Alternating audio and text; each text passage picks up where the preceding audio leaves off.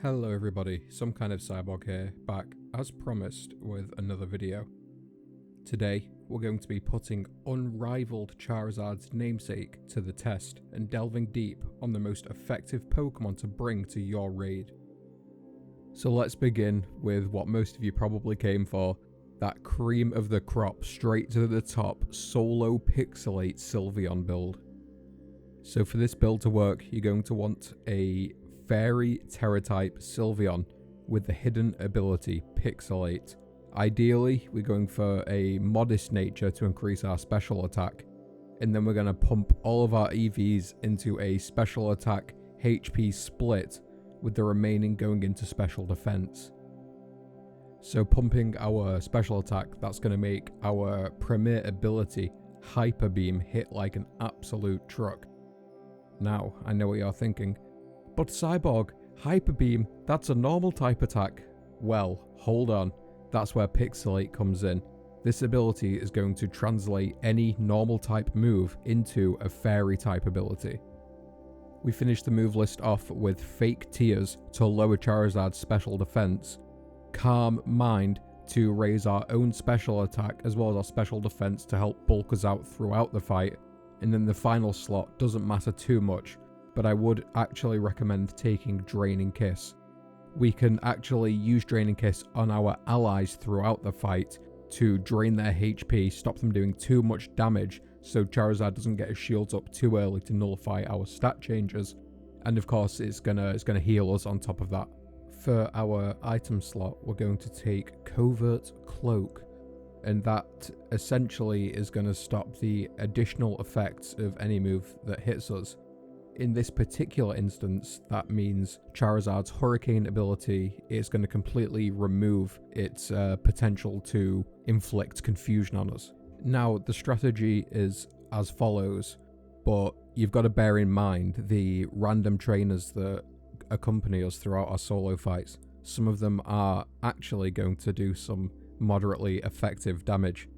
So sometimes that means that they can basically get Charizard's shields up before we finish setting up our damage and his special defense reduction.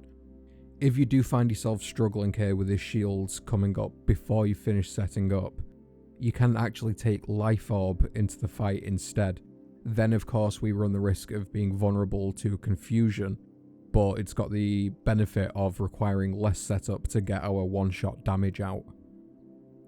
In the fight, I actually used one less Calm Mind than was necessary, so we left him on a tickle of HP, but it was so minuscule that even hitting him for, non-super effective damage at the end, he had so little HP and we had so many feints remaining, it was still an absolute wash. So the setup is ideally as follows. You want to hit him with 3 Fake Tears to completely nullify his special defense, and then we don't need to go all the way to 6 for the Calm Mind. We only need 3.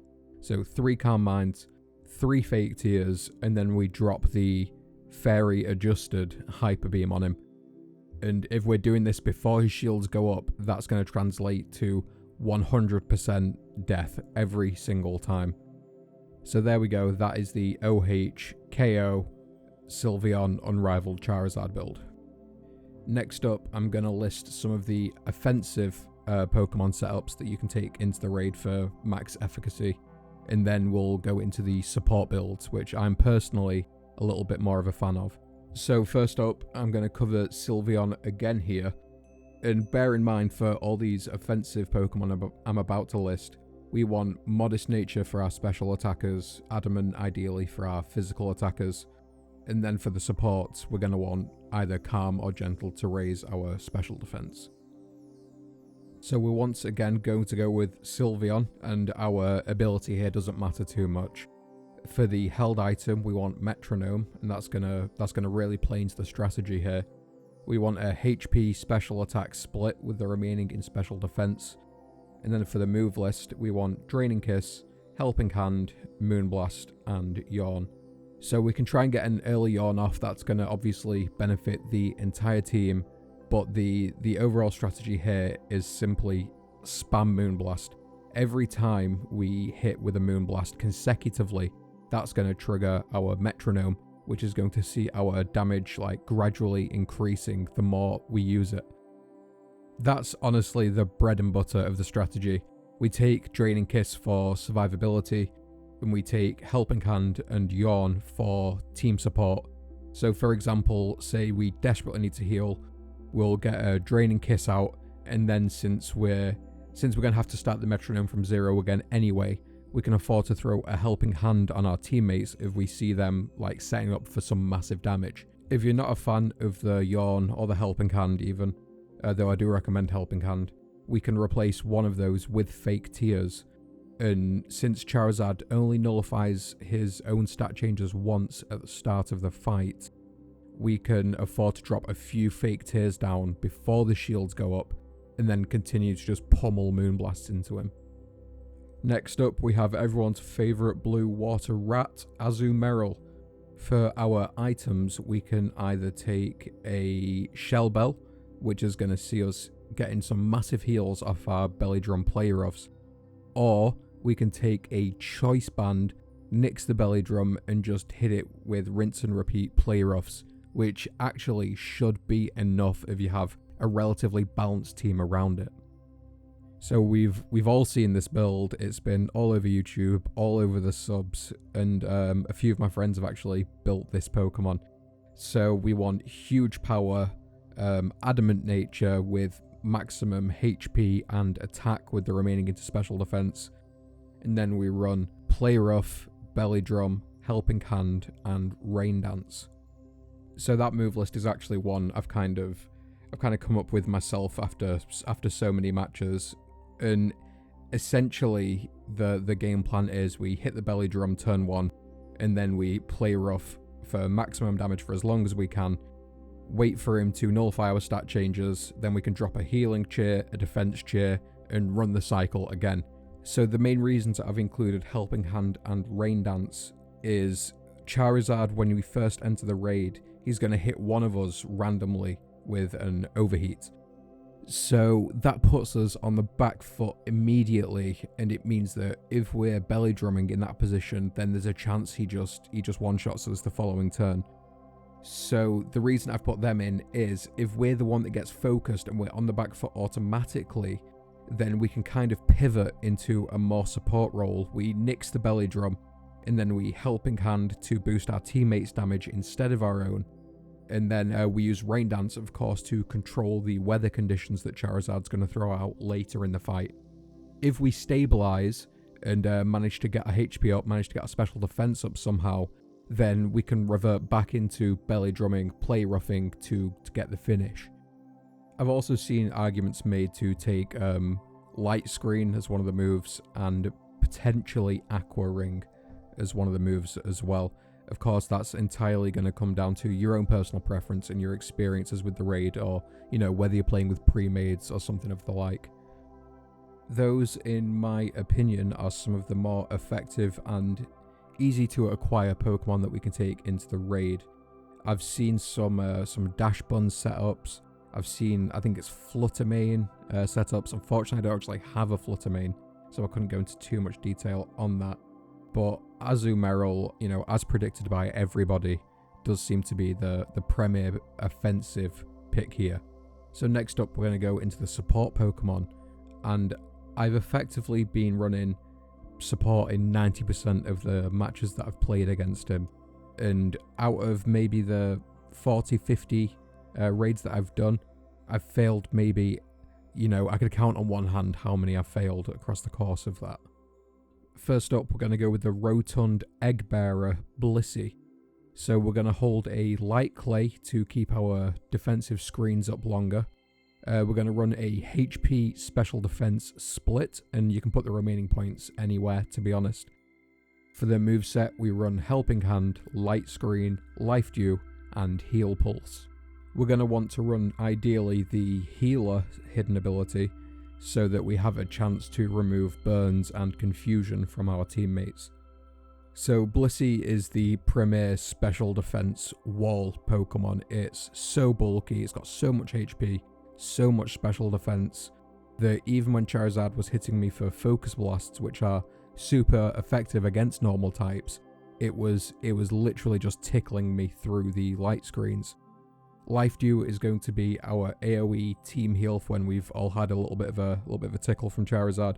Heal Pulse is your clutch heal to bring someone back off Death's Door and put them in a relatively healthy position. Light Screen, of course, is to reduce the incoming special attack damage, and Helping Hand is for when we want to push the advantage. We've got our shields up, we are relatively healthy, and we want to see that Azumarill hit Charizard for some absolutely insane damage.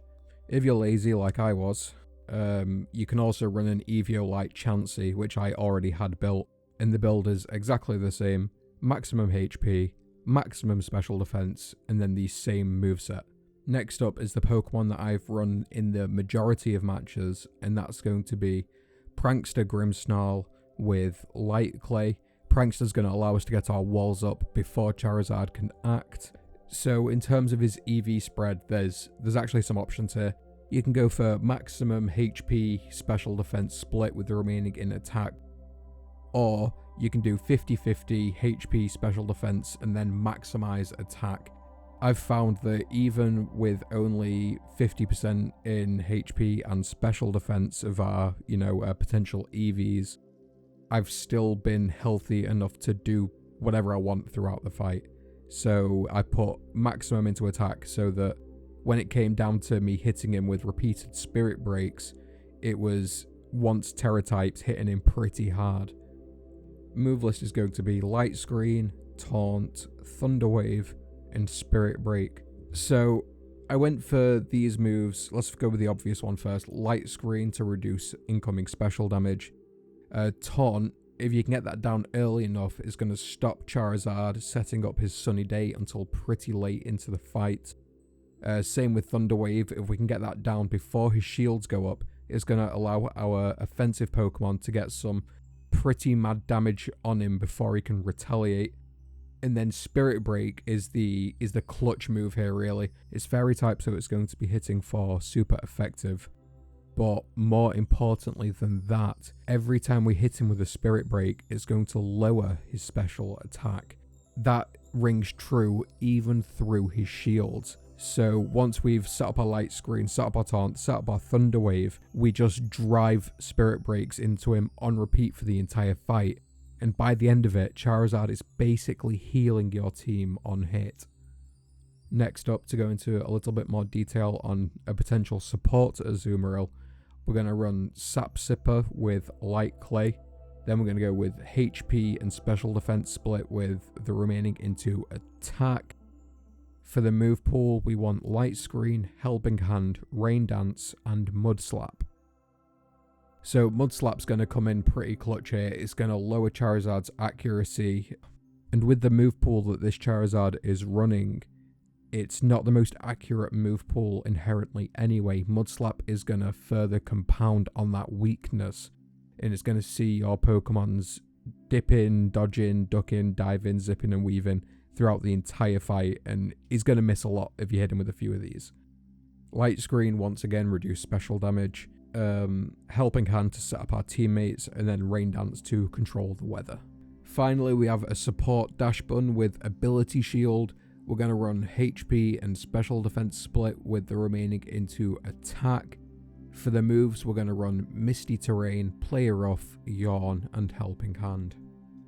Play Rough is going to speak for itself here.